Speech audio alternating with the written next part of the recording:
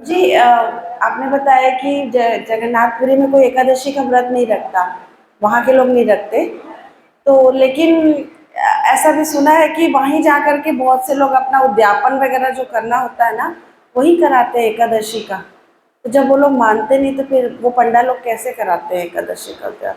तो एकादशी का उद्यापन करने का मतलब है वहां पर एकादशी नहीं रखी जाती है, इसीलिए वो कहते हैं अब तुमने बहुत रख ली, अब आए हो पुरुषोत्तम क्षेत्र में, कृपा प्राप्त करो, खत्म कर दो इसको, बस हमें दान दे दो और समाप्त कर दो।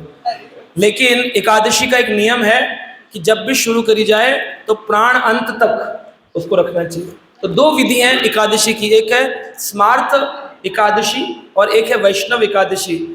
तो एक है समर्थ पथ और एक है स्मार्त पथ, स्मार्त और समर्थ। तो हम लोग कौन से? समर्थ पद परमार्थ को प्रदान करता है और स्मार्त जो है वो संसारी पुण्य प्रदान करता है। इसीलिए एकादशी की महिमा पढ़ेंगे तो पता चलेगा एक व्रत अश्वमेध यज्ञ का फल देगा, कन्यादान का फल देगा, सोने का फल देगा, भूमि दान का फल देगा, ताकि लोग व्रत करें। तो यह स्मार्त विधि के लोग इस प्रकार का बल करते हैं, उनको उद्यापन आदि ये सब क्रिया करते रहते हैं, जिसका संसार में आना जाना लगा रहता है। पुण्य करते हैं, स्वर्ग जाते हैं, पुनः क्षीणे पुण्य मृत्यु लोकम विशंति। लेकिन जो परमार्थ पथ है, यानी कि जो समर्थ पथ है, जिसमें भक्ति का पथ है, वैष्णव पथ है, उसमें उद्यापन की कोई विधि नहीं है। हमने एक बार एकादशी शुरू कर दी तो उसके बाद यह 26 एकादशी या 24 एकादशी जो है, इस साल 26 है क्योंकि इस साल अधिक मास है, तो जो 24 एकादशी हैं वर्ष की, वो सबको रखनी चाहिए। और कब तक रखनी चाहिए? प्राण अंत तक। बोले अगर कभी 80 साल के हो गए, 90 साल के हो गए और हमसे नहीं रखी जा रही है तो क्या होगा? मैंने अभी बताया था, क्या होगा? मर जाओगे। तो एकादशी करके मर जाओ, क्या दिक्कत है? जीकर भी क्या करोगे?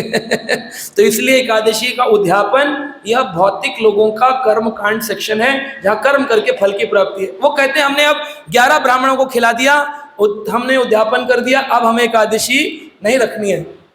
एकादशी क्यों रखते हैं? क्योंकि एकादशी के दिन अन्न में पाप आता है। तो क्या जिसने उद्यापन कर दिया पाप घुसने से पहले पूछता है उद्यापन किया कि नहीं? वो तो समस्त कोटि अन्न में पाप है ना।